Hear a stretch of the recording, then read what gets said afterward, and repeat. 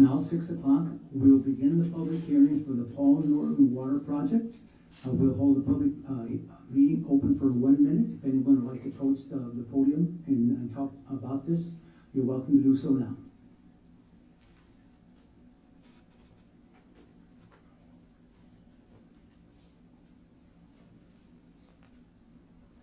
Hey there, Steffi Stockman. I'm the custodian at Paul Norton. So I was watching them destroy the sidewalk and put down all the new rock and stuff. So what I'm a little nervous about is like the big chunks of rock that are going to be out there. You know, sometimes our students are little darlings, and but I'm like, so I mean, I hope it's not a problem, but there are definitely some big chunks of rocks out there that I can see possibly ending about in the playground area or whatever. I just noticed that today while I was there at work. So that's about it. But otherwise, it's moving along quickly. Thank you. Mr. Martin, would you want to speak to that at all about the rocks that Ms. Sandman just spoke about, just for clarity and information?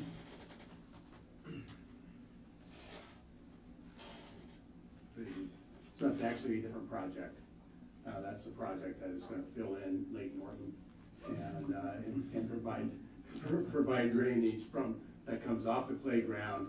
It used to go over wash everything across the sidewalk, and now we're going to lift that up in a culvert so that it can transition through the property.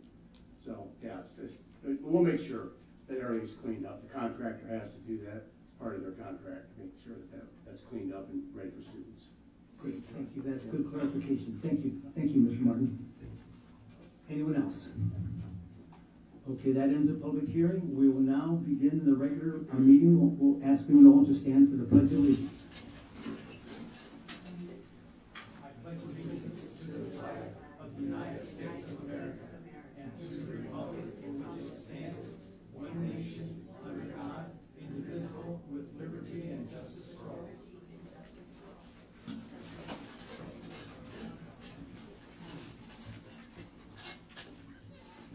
That brings us to agenda item number 3, agenda approval. Is there a motion to approve tonight's agenda? I move that we approve the agenda. Is there a second? I second it. It's been moved and seconded. Roll call. Hold on, I got a couple of points. Is the minutes from the June 30th meeting, are those coming? I really don't know. I didn't look to see if they were there, Director Larkin. I don't know. We can check to see with Stephanie or. Well, it's not there, so when we have the meeting from the 13th and the last board meeting, so there was a special meeting on the 30th. I thought there would have been a posting for that one. I can't directly answer your question right now, but I will see about getting you an answer. Okay, great. And then in the minutes for the 13th meeting, since it was not recorded, there's one section I would like added.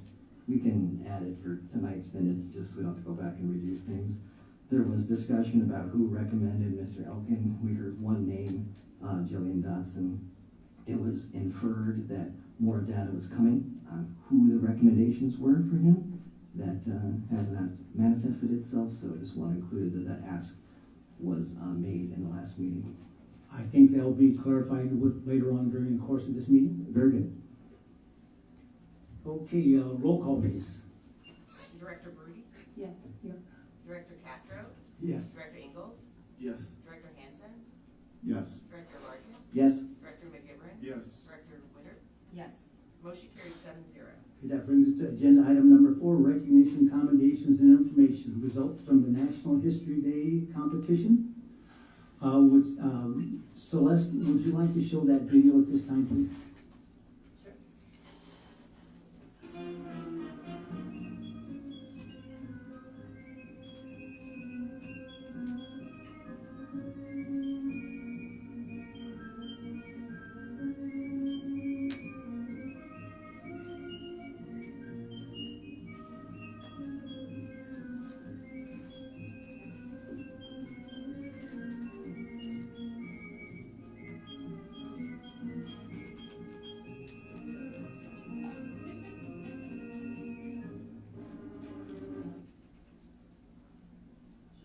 In 1969, a revolutionary new program hit the airwaves.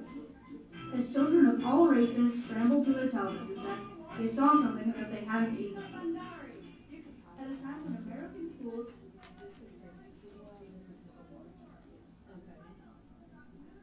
you guys wanna try this? I don't know, what video did you wanna see? Did you wanna see him getting the award or his documentary? Well, Deb had asked that we show the documentary. Deb Temperley had asked me if we could show the Show it, documentary. it's so good. Yeah. Okay, that's, That's awesome. it's, yeah, it's that, yep.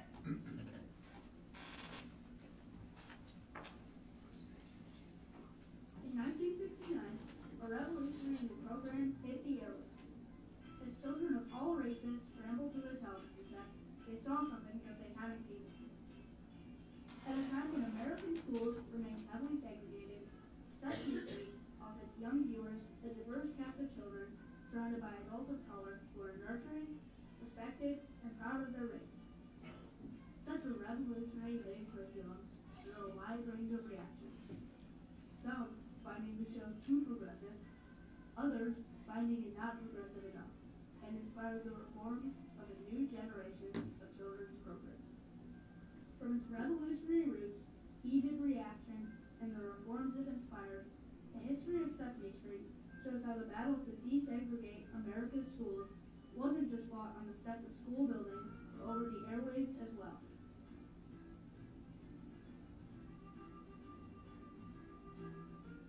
School segregation has a long history in America. In 1896, Bussey versus Ferguson created the separate but equal doctrine, which segregated generations of black children in the Jim Crow South to overcrowded and poorly resourced schools. In the North, discrimination in housing likewise led to school segregation. But in 1954, Brown versus Board of Education promised to put an end to segregated schools. The court ruled that segregated schools were unconstitutional because separate was inherently unequal. This landmark decision opened doors for students like Ruby Bridges, the Little Rock Nine, and others who bravely entered formerly all-white schools amid National Guard protection and hostile crowds. But the story of racial segregation in education didn't end there.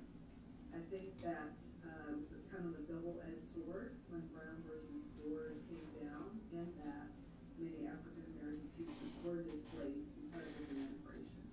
Elsewhere, many schools safely defied the Supreme Court with delaying tactics, forcing the court to rule again in Alexander versus Holmes in 1969, 15 years after Brown versus Board of Education, that effective immediately, no person is to be effectively excluded from any school because of race or color. In 1969, the year Sesame Street would air, segregated schools were still common, while African American educators had become less so. Into this fight over racial segregation in education, Sesame Street was born. From the start, Sesame Street was created with black children in mind and imagined as a tool for racial uplift. And we were heavily influenced by the national dialogue on the gap that was being created in schools. We weren't so worried about reaching middle-class children, but we really, really wanted to reach inner-city kids badly. It was hardly worth doing if we didn't reach them. Unlike other children's shows, which were set in suburban white neighborhoods or fantasy lands, Sesame Street brought into viewers' homes an urban New York City setting, filled with a diverse cast of adults and children. The goals that meant the most to me were what I call the hidden curriculum. The fact that it was an interracial cast, the fact that Gordon and Susan were a married black couple. The diversity of the country and diversity of our neighborhoods was really being highlighted on Sesame Street. But they weren't really talking about it, they were showing it, and that's really important. To promote Black Pride, Sesame Street also featured a who's who of black artists and leaders, offering a deep connection to African American culture that allowed the show to build up the self-esteem of black children through positive role models. People are so used to it now, they don't realize how innovative it was. In 1969, there was nothing like that, like Sesame Street on before us.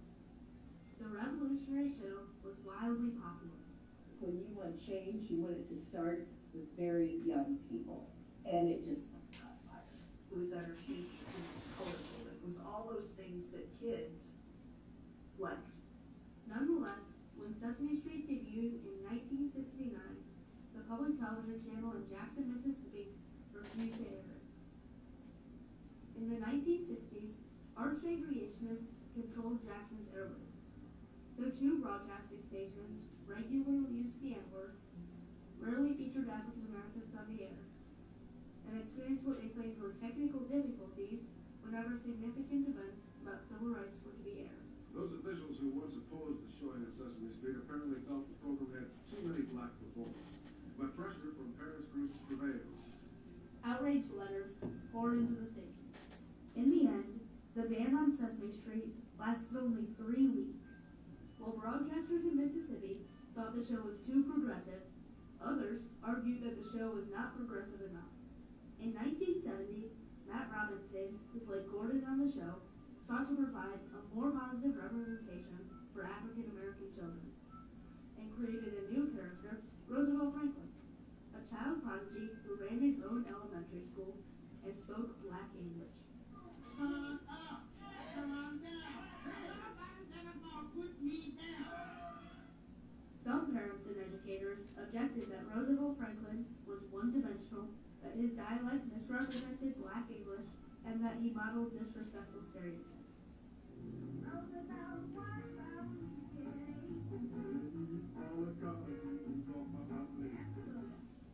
The creators listened to the critics and retired Roosevelt Franklin after 3 seasons. Other reactions also prompted reforms. When Chicano and Puerto Rican activists protested Sesame Street for having no Latino representation, Sesame Street brought in a Latin American advisory committee and 2 new characters, Maria and Luis. In 1972, after a letter-writing campaign by the National Organization for Women described Sesame Street as a world virtually without female people, Sesame Street added new characters and transformed Susan from a homemaker to a public health nurse. The lessons they were teaching the real world, they were also learning themselves. Sesame Street also inspired reforms across early childhood education and children's television.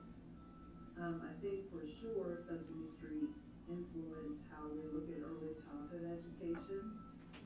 When I was a kid, there wasn't much diversity in children's shows. I think it was difficult, if not impossible, to develop a healthy self-image without seeing oneself represented in popular culture. Today, countless children's programs echo Sesame Street's revolution with their own hidden curriculums that provide representation and normalize diversity in schools. In 2021, Sesame Street created 2 new black mothers, a multi-dimensional father and son. We want to make sure that we equip our kids with the tools that they need to talk about and to exist in this world. Nonetheless, 50 years after the Mississippi ban, Sesame Street's revolutionary hidden curriculum remains controversial. Today, some worry that Sesame Street has lost its urban roots and has been gentrified, as the original grungy set has brightened over the years, especially after the show moved to HBO. Others, however, complain Sesame Street has gone too woke. They won't stop with their push for woke politics. It's the innocence of kids that's being attacked earlier and earlier. First it started in college, now it's at Sesame Street. In 2026, the Corporation for Public Broadcasting, the entity that once funded Sesame Street, dissolved after Congress rescinded $1.1 billion in federal funding for public media. WQPT just lost 53% of their funding. That's a lot of money. For those raised on Sesame Street, the decision to defund to the Corporation for Public Broadcasting can seem jarring. But the story of Sesame Street's revolutionary roots, contested reactions, and enduring reforms can help us understand how we got here. Emerging alongside the civil rights movement, Sesame Street was a part of a larger effort to desegregate American education. Its hidden curriculum of multicultural inclusion taught more than just numbers and letters. It helped children of all races towards self-worth and mutual respect. The question, can you tell me how to get to Sesame Street, remains unanswered, but it has inspired generations to keep striving for a more inclusive world.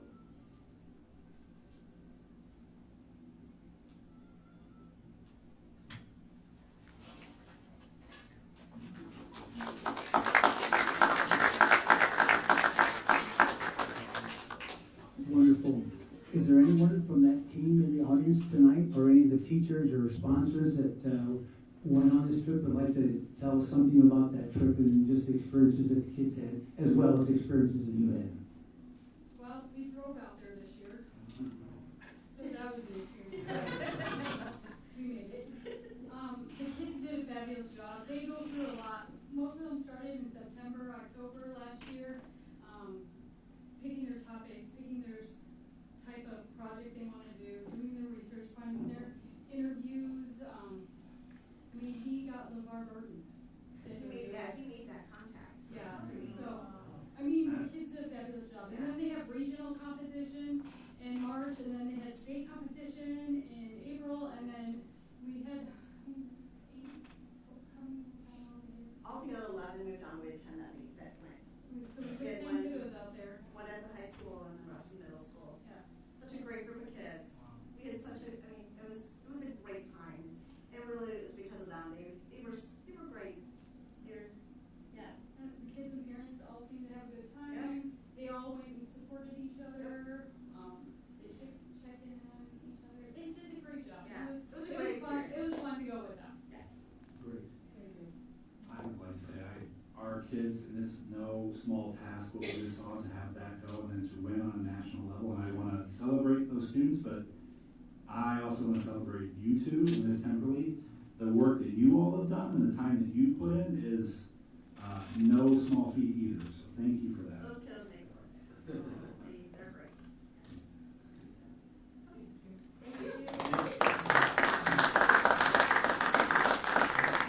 And Celeste, I think there are like 7 or 8 slides that also include some of the accomplishments and recognitions that other kids got. Could you just flip through them so we can kind of see the names and what they did?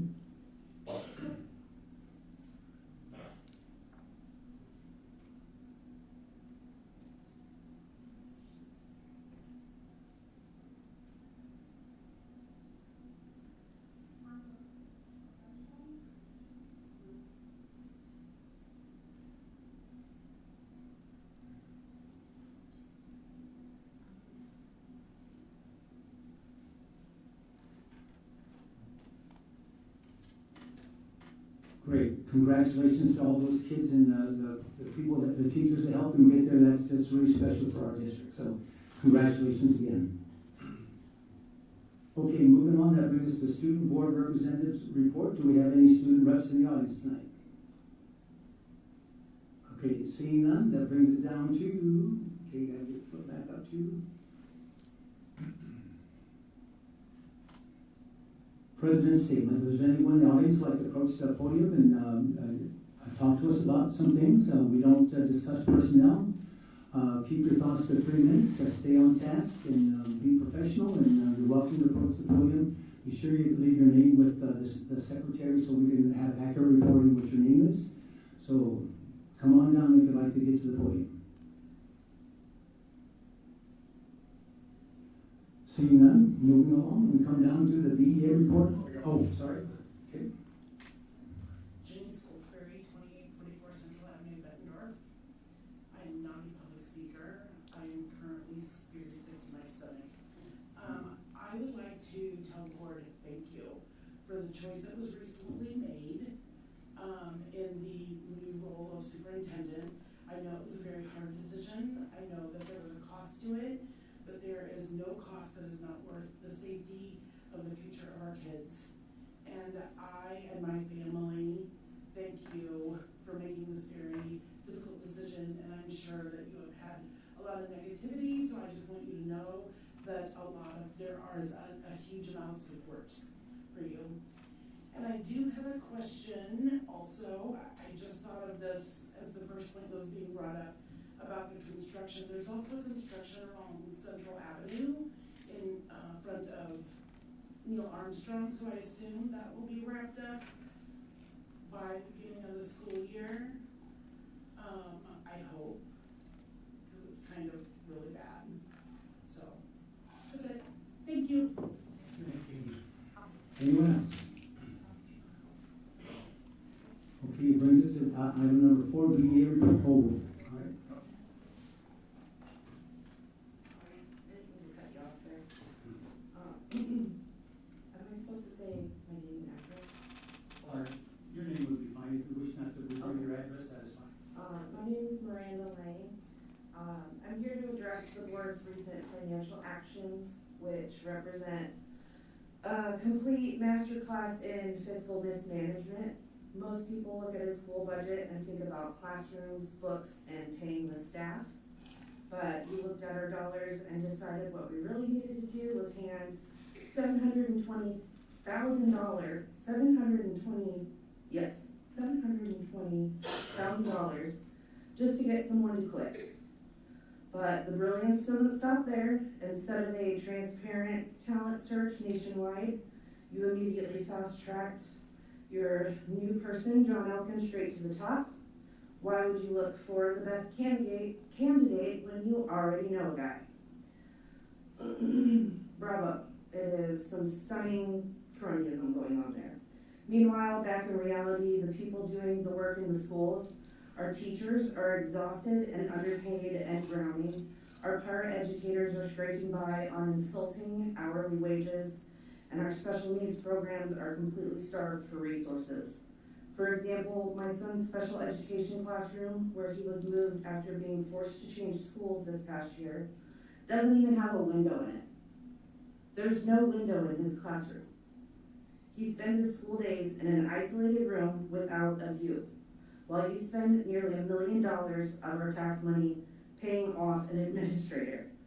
You're more concerned with onboarding insiders than paying the district's 602 employees wages they can actually live on. So please enjoy your seats, because 4 people out of 7 are up for re-election next year, and I'm not gonna forget that. So, thank you. Thank you. Someone else. Hi, Matt Kelly. Just wanted to ask where we're gonna find the $1 million that we just spent. I just kind of wondering, we have a school project going for, middle school. We have all these teachers that are drowning. I know you guys want to do the best, and that's fine, but I also think we should have done this with a little bit more financial sense, because if this was your money, like personal money, you probably would have thought a little bit more about this. I just would like to know your thoughts on why we had to fast track this when she was already gone in 2 years, and we could have saved that money for our kids and, the facilities and everything. And also, is that going to incur extra costs to us taxpayers here? Because, we already pay a lot. I just want to, get that out there. I don't really have much to say, but I just want to get my opinion out there. Thank you. Thank you. Anyone else like to pose a question?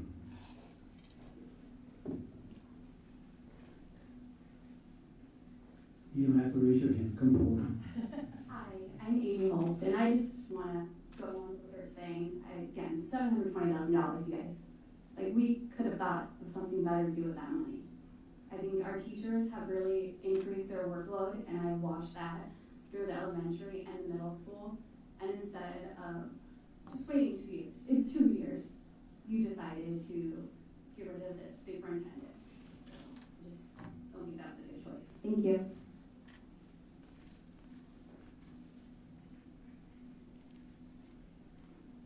Anyone else? Thank you. Moving on. Sorry, surprise, one more. No worries. My name's Caitlin Tecklenburg. I just had a question. I'm kind of new to the Bettendorf School District, although I was a graduate. My husband and I made the decision to transfer our daughter out of private schools back into Bettendorf School District. I'm a little shocked by some of the behaviors we have witnessed recently, and I'm coming from someone that is actively involved in our school, our local elementary school. I'm just wondering if there was going to be clarification on exactly where the money came from, what budget that was pulled from. And then I was also wondering if at some point there would be some insight as to why the person that was selected for Director of Student Services is no longer in that position, and then how the person that is now signing paperwork, when that's going to be announced and how that entire situation happened. Obviously, you guys can answer questions. Those are my thoughts, and I'm hopeful that there can be some transparency moving forward. Thank you. Thank you. Going once, going twice. So, okay, moving on, agenda item number 4, BEA report. Melissa, excuse me, Emily, are you here? No. Okay, moving on to number 5, Bessa. Melissa, come on down.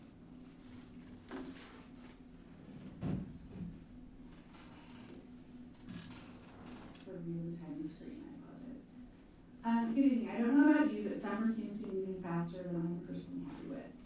The 4th of July was only a month from when we released school for the summer, yet once it was over, it feels like things sped up significantly.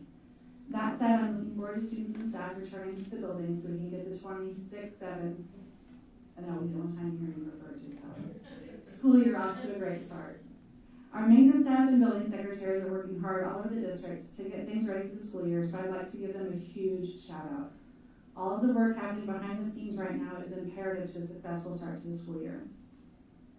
Over the summer, our district union leadership and members had the opportunity to attend conferences and professional development on both the state and national levels.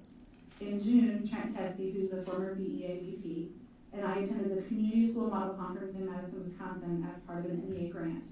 We attended with other leaders from Wisconsin, Minnesota, and Iowa. I see great potential from the things we learned at that conference to bring our community and schools together in a partnership to help all students reach their potential. Hoover Elementary, for those of you who don't know, in Cedar Rapids, is actually a community model school. And they're doing some amazing things. They are destroying their absenteeism rate went from one of the highest in the state to one of the lowest in the state. And just a lot of different other things. So I'll have more for you on that conference and how it can benefit the district later this fall. July 2nd through 8th, I was elected to attend the NEA Representative Assembly in Denver, Colorado, along with Emily Cullison, as part of the 45-member Iowa delegation.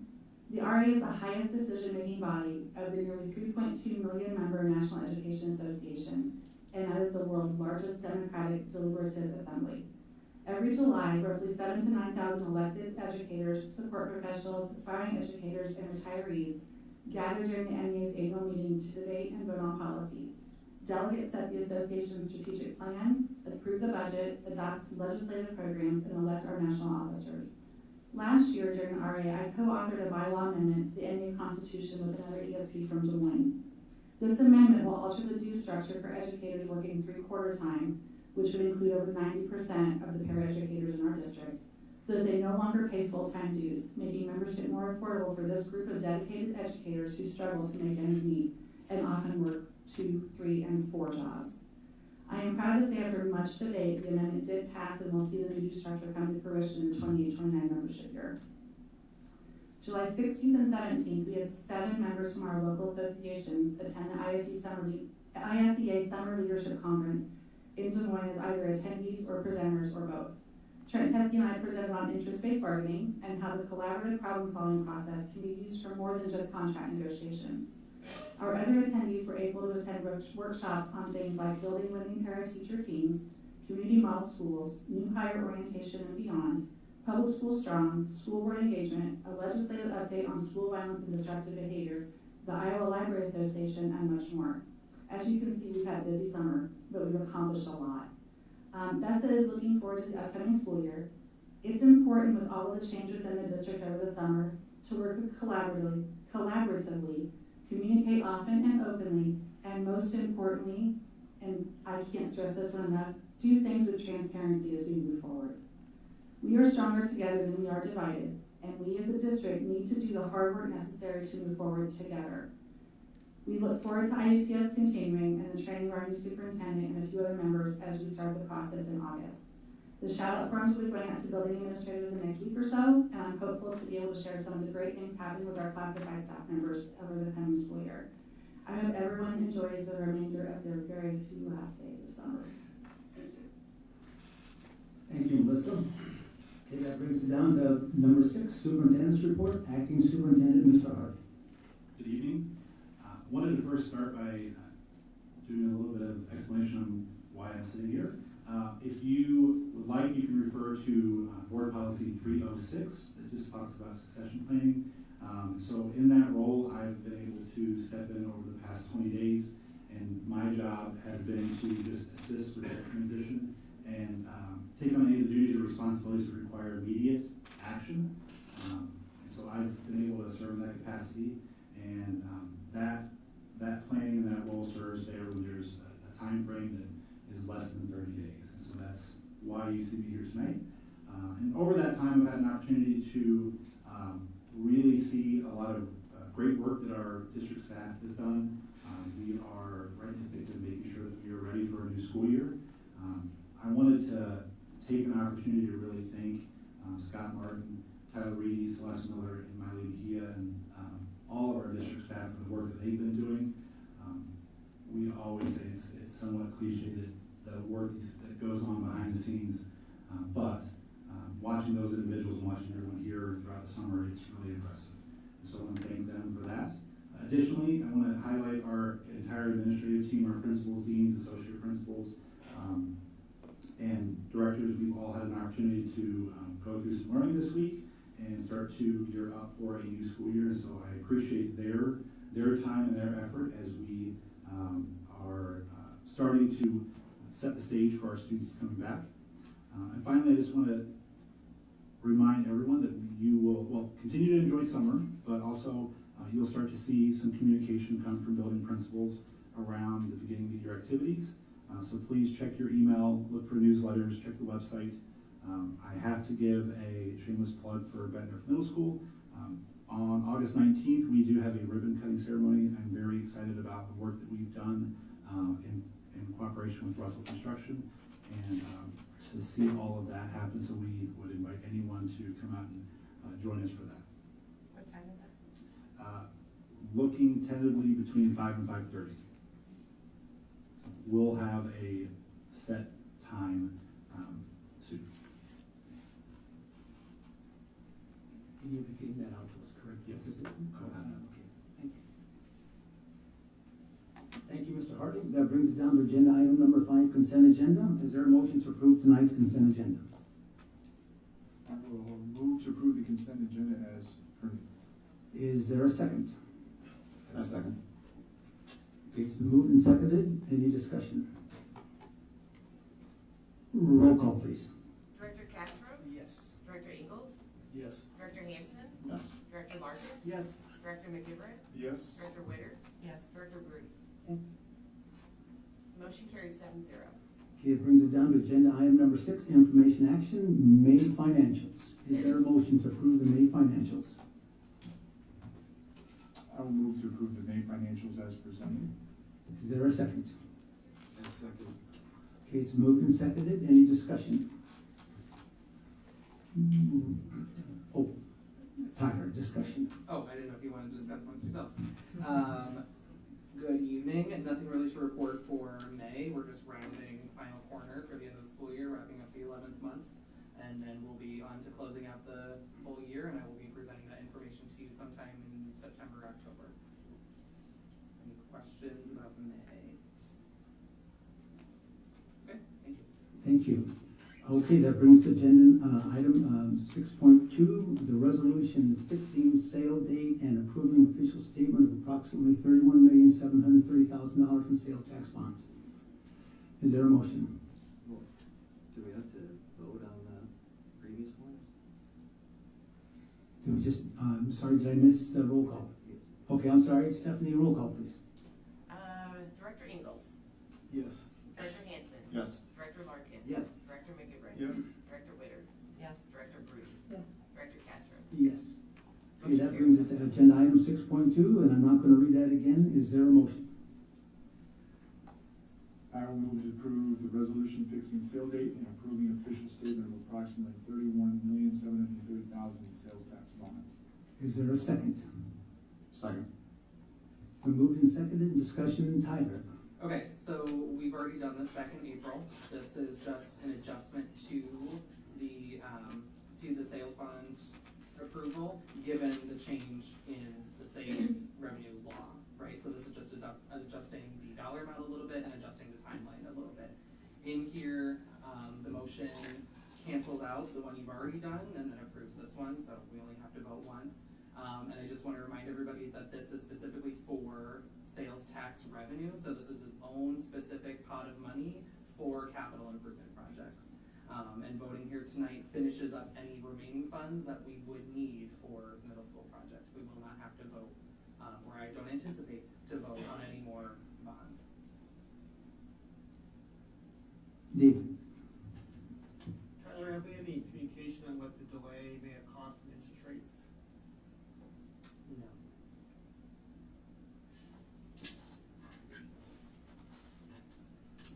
Anything else? Roll call, please.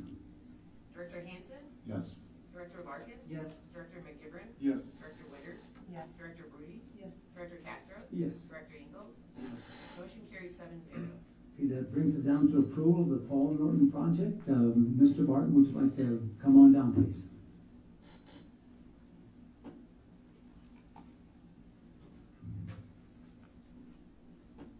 Good evening again. So we went out for bid for a project to replace the domestic and the fire service line for the school.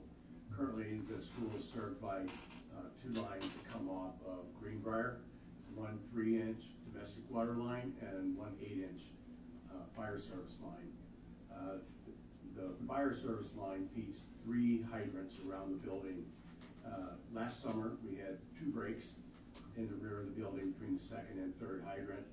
And as Stephanie can attest, and the families that use that sidewalk all the time, it was a horrific experience. We lost so much water, but at the same time, we had a landslide of ground that came off that higher area by the playground. So, and can you imagine all the mud that comes through there? We try to get it cleaned up, and it rains, it washes some more down, and kids track that in the building. So the project that Stephanie referenced early is fondly called Lake Norton in the neighborhood, and because every time it drains all of that asphalt playground to the north and all the other ground on the side. And so everything comes down to that one low point.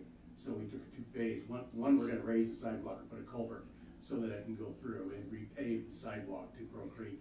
And the second one was we're gonna run 2 new water service lines, 4-inch domestic service line for the building and an 8-inch fire service line coming off of Crow Creek. They're gonna push it underground all the way up to the school, so there won't be any open cutting or anything. It'll be safe for anybody that's in the neighborhood. And then we'll abandon 1 fire hydrant. The fire department's given us the okay to abandon 1 that's in the middle of the playground.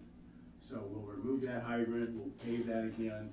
I don't know how many kids have gotten hurt running into that when they're playing games. You did? Mine did. Yeah.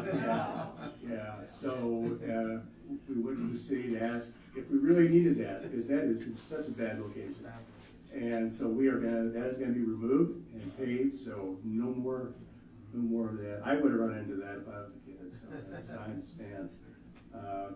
So that's the project in a nutshell. It's really gonna be, one we're getting rid of a 3-inch water line, we're bringing in 4.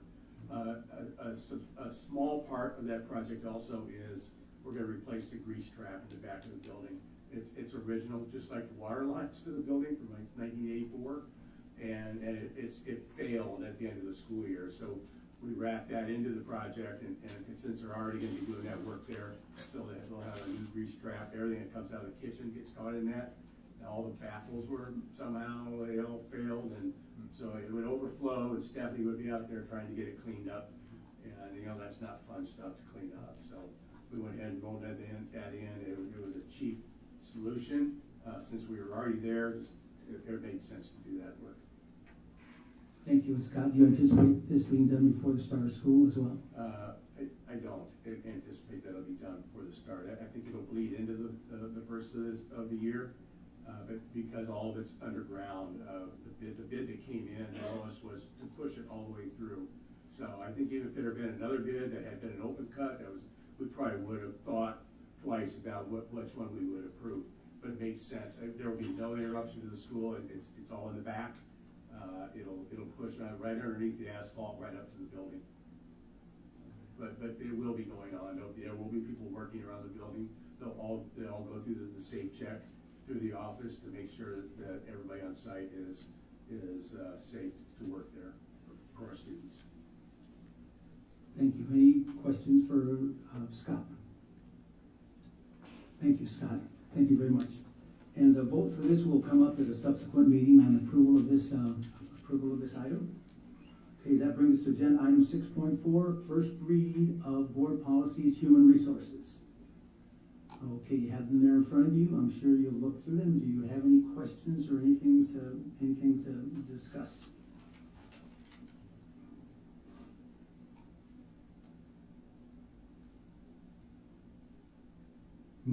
Okay, moving on. Okay, that brings us to agenda item 6.5, second read of board policies, human resources. This is the second read. Any questions? You want to make a motion, so I'll move we approve the second read for HR policies as presented. Well, after consulting with legal counsel, since there is no actual motion to approve these policies, we decided that the vote on these will come to us at a subsequent meeting. I'm also going to add to that we. Did I just make a motion, or do you No, I think because there wasn't. It says second read usually. Yeah, but there's not an official motion, information action item listed. So after consulting with legal counsel, so to make sure we're strictly legal under what we do. Should we read this title as first read? I think it is the second read. I think we'll just have to bring all of this back and file it under when we approve the next second read, was my guess. I wanted to, as far as discussion, I wanted to bring up, and it may not have been in this one, I apologize. I think it was 411.8. There was a couple that were listed in the first read and then also in the second read that I wanted to correct, but since we're not voting on these right now, I think it's fine. It should be fine. So come back come back for the actual vote. Yeah. Okay, thank you. That brings us to agenda item 6, second and final read of board policies. Again, after consulting with legal counsel, there's no information action specifically related in the agenda, pointed out in the agenda. It was per legal counsel request that this vote come later on at a subsequent meeting. Brings us to agenda item number 7, communication. Board shared communication. And this time we'll just go clockwise, starting off with Ms. Brody. I would just like to thank everyone who spoke tonight. I appreciate your comments, and I did hear them. I truly did. As a member of this board, it is my job to stand for the students of Bettendorf Community Schools. I'm not here to push political agenda, and quite frankly, the finger pointing and the propaganda that has occurred on both sides is just damaging our school and our district. In a perfect world, a perfect town, a perfect school district, people would unite and hold to these shared goals, to do the right thing, to be fair and unbiased, and to be the good. So despite some tough months, and I do understand, I'm going to do my best to listen to both sides and do what is right for Bettendorf students. That's where my vote will always be. This is the only way this school district will once again be a premier school. Thank you. Director Hanson. I agree with Director Birdie here. Right now, it is a heated topic, not just in our district, but it's really discussed overall throughout the surrounding communities. I think at this time, our board, our members that were voted on, this is what we wanted to carry out. This was one of the ideals. This was an ideal a few years ago when 4 other candidates who are now on the board, one is not, wanted to, or were going to, vote to have, things changed and move on. That could have taken place, and at this point, Now we have to follow through with what we all want to do. We have heard the feedback from many sides, both sides, and at this point, we certainly want to. We're in this for the districts. We're in this for the staff, the parents, the students, and I remember a few years ago, you know, this boardroom was completely full of people wanting something done. They still want something done, and we finally got something done. We cannot go into detail about anything, unfortunately. I can't say anything, and neither can the other directors. I wish we could, but we cannot. But that being said, what's done is done. Let's move on. Let's be strong, and let's you know, do things. I mean, make this district. I don't want to say great. I mean, it's a great district, but we need to strive for excellence, something better. So that's all I have. Thank you, Director Witter. I'd like to acknowledge all of your comments. I do understand where you're coming from, and I would like to point out that when the contract was set forth over a year ago, that it wasn't a one-year contract, it wasn't a two-year contract, but out of the norm, the contract was set for 3 years, which isn't the norm. And because of that, we are where we are right now with some of your concerns. And so I will do my best moving forward, as I think we all will, to move forward, move past this, and be a stronger district for it. Thank you, Director Larkin. Yes. So we didn't have the minutes of the June 30th meeting, so we don't know what the vote was. The public doesn't know what the vote was, who voted. And I want to apologize to the public. I did miss that June 30th meeting. It's just hard to get the schedule line to hit all the marks. But for tonight's minutes, if I was there, I would have voted no on that. That bar of 720,000 is rather high. I have asked, just to answer some questions in the audience, I have asked for a review of the budget. I think that will happen in a future meeting, don't know when, but I think it will come. To the comments about how we came to Mr. Elkin, I've asked for recommendations. We heard last meeting there was one person, Jillian Dotson, who actually, as I've unpacked a bit more what happened, she works for the same organization Mr. Elkin's coming from. So I think you have to say that one's biased if you're recommending someone in the same organization you work for. So we're getting superintendent. There was no interviews, no introductions, no feedback loops, no public comment. And we're just expected to accept that. That's our process for this hire. And you know, what business would hire somebody and not meet them? I just was really surprised at that. The board members had a chance to even meet him before we hired somebody. Was presented this as time sensitive. And pay attention to this theme of time sensitivity. I asked the media to pay attention to this too. You're going to hear some things are time sensitive. Hiring superintendent, very time sensitive. Dean of students, not time sensitive. Student services director, not time sensitive. So we use this thing of time to fit our needs. But let's just advance the clock a little bit. You know, this spring was put out, we're going to have a hiring process. But you'll hear it again that this, you know, we've lost time already, so let's just stick with what we have. I can see that theme already coming down the road here. And maybe Mr. Elkin is our permanent superintendent, but you know, everyone's got a clean slate with me, so we'll see what he can do. But you know, also pay attention to what people say and what people do. I think you're going to see a change in access, and I think Mr. Elkin's going to be asked to hire. You know, pay attention to who gets paid coaching jobs, who gets access to Unpack the Backpack Night, who gets access to our facilities for paid tutoring, and it's going to be. I think we'll see if it's relationship hiring or process hiring. So just kind of pay attention to those things. To our comments about negativity. If we want to reduce negativity around here, we have to increase our aperture of governance. we're governing to our base right now. The base is 6%. The turnout for school board elections is 10% of our voting population here. And of that, we have 6% picking school board members.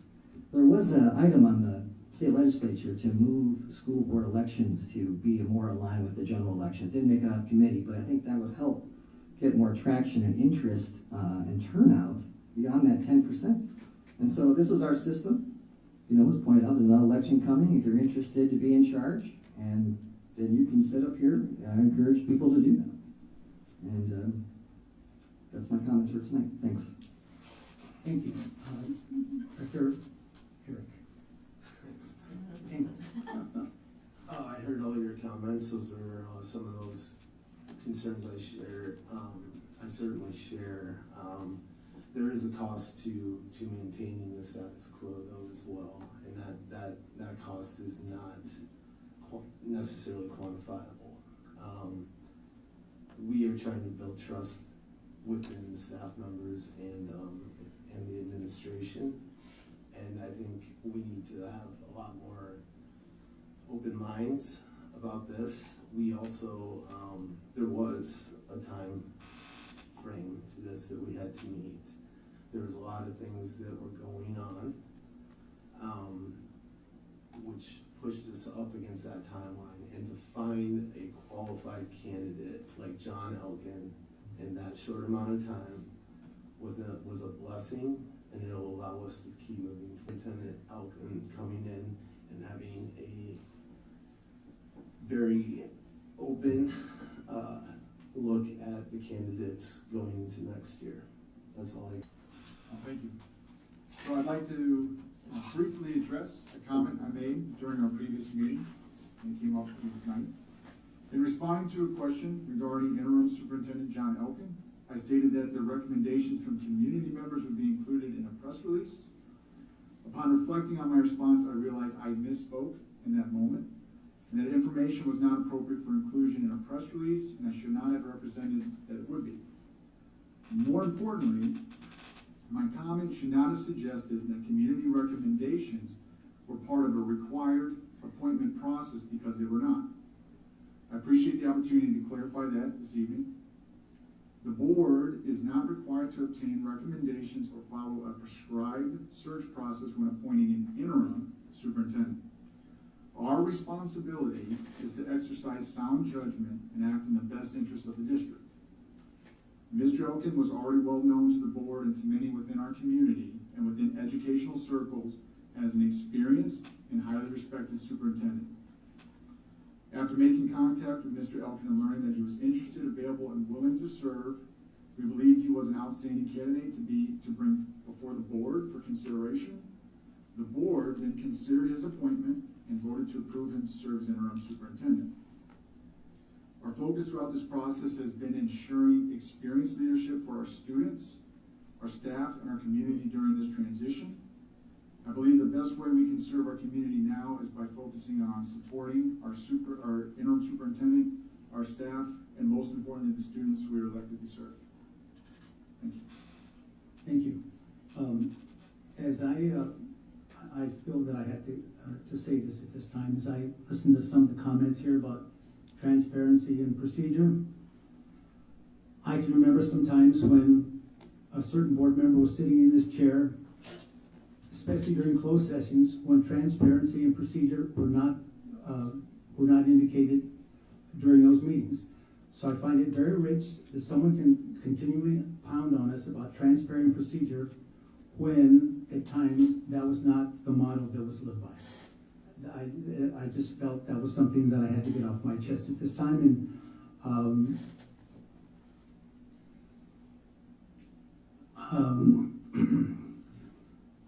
during this transition period, there are a lot of people that I'd like to thank who have stepped up to try to make the transition go as smoothly as possible, and who have gone way and beyond their routine duties. Miley, Celeste, Administrative Doug Patrick, who has just been wearing about 3 hats during this time. He's done a wonderful job. Tyler, Scott Martin, and all the especially Superintendent Hartley, who is wearing 2 hats at this time and doing a great job doing both. Also, I'd like to thank the Bettendorf community as well for their patience and understanding during this transition period. Secondly, just an observation over several recent meetings. When board members are discussing a topic or providing information, we as board members should respectfully not interrupt them, let them finish speaking, and then ask any follow-up questions in a respectful manner. Any follow-up questions should be done in a respectful manner. We won't always agree with each other, but we can disagree without being disagreeable. This district cannot continue to live in the rearview mirror and hope to recreate what we see in the rearview mirror. It just doesn't happen. For our district to thrive, we must look forward and make progress. This day, July 22nd, 2026, will never come again. How will this district react to July 23rd, 2026? Looking in the rearview mirror or looking through the windshield? That takes us to agenda item number 8.1, upcoming calendar items. You can see them listed there. Brings to item number 9, adjournment. Is there a motion to adjourn? So moved. We are adjourned.